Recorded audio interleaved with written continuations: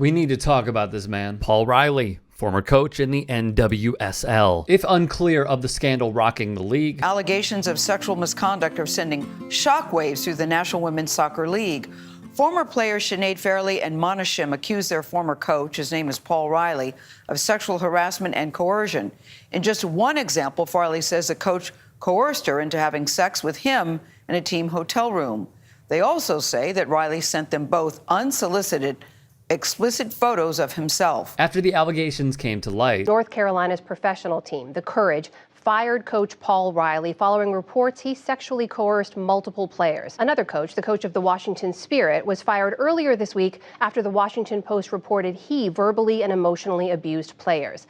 This now makes 3 coaches total. The National Women's Soccer League has fired in its ranks for misconduct since August. the players then went public. A lot of people aren't familiar with your story. What would you want them to know about the Paul Riley that you encountered and had to deal with? He's a predator. He sexually harassed me. He sexually coerced Sinead, and he took away our careers. It's so hard to understand why this was allowed to continue for so long. Why do you think it has taken this long, and why was it allowed to go on for this long? So, big picture, our institution failed us. The system, right? It's the people in power, not just the coach who abused us, but the leadership team that enabled him and allowed him to go coach elsewhere. So I think it was just a total lack of leadership and accountability, and they didn't care. Along with Riley no longer holding a managerial position, the NWSL's commissioner, Lisa Baird, resigned when Riley was given a permanent ban because of the investigations that surfaced. He texted WRAL, absolutely never had any intention of coaching in NWSL again. The political, woke, cancel culture of the league says it all.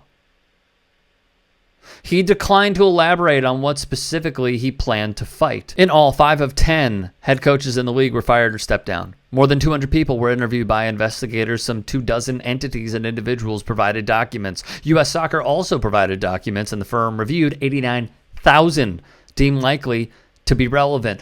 This investigation had its major players that it honed in on, including Riley, Christy Holly, formerly Racing Louisville and Gotham FC man, Rory Dames, formerly of the Chicago Red Stars and the Washington Spirits, Richie Burke. Kaya McCullough, who is black, said she was 100% emotionally abused by Richie Burke, saying it crippled her performance and gave her anxiety.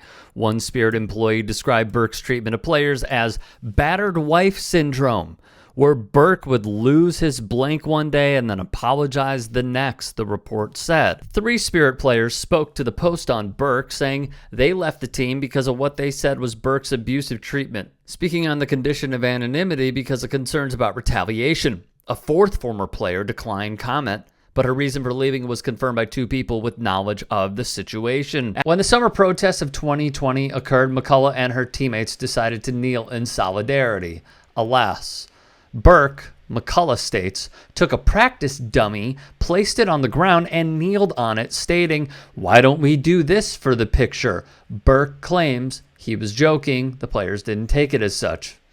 Then there was Burke, per McCullough, using the N-word multiple times in front of her and committing microaggressions against her and her teammates. Burke denies wrongdoing. After the investigation, Burke, who was fired by the Spirit, gave an interview to ESPN's Lisa Salters, and what did he do to defend himself? He cried out, "Cancel culture." That was his defense on the record. For Christy Holly, Yates' investigation found he initiated and sustained a pressure campaign for a one-sided sexual relationship with Erin Simon, then a defender for the club. When Simon took measures to distance herself from Holly, he retaliated with verbal and emotional abuse that was noticed by others around the franchise. Simon alleges that Holly sent her unwanted texts with sexually explicit content, groped Simon during film sessions at the club's facilities, and on at least one occasion, masturbated in her presence without consent, and then forced her to touch him. Supporting evidence from several witnesses in and around the club seemingly corroborate Simon's claims. The Louisville Business Journal would report Holly, who was fired in August 2021, would be banned from the NWSL. Then there was Rory Dames. Per Sally Yates' investigation, Dames inappropriately touched a youth player when they were a minor. He also made sexual jokes. More from The Athletic. The investigative report says that Dames touched a female player's upper thigh, pinched a female player after she refused to massage him, punched a male player in the stomach at practice, and made repeated sexually explicit comments to youth players, including comments about foreplay and BJs. One woman told the Post that Dames cultivated an inappropriate relationship with her from age 14, conduct she now sees as grooming. Once she turned 18, the woman said, he used his power over her soccer career and the control he had long exerted in her life to have sex with her as she was still playing for him at Eclipse in the early 2000s. 14 of Dames' former youth players told the Post that he was verbally and emotionally abusive toward them as teens, for many in ways that they say left lasting psychological damage. Per Dames' lawyer, and this is important, they deny all wrongdoing, but also state U.S. Soccer heard these complaints and took no action. They failed to do so on multiple occasions. When the players say it is systemic, this is what they mean.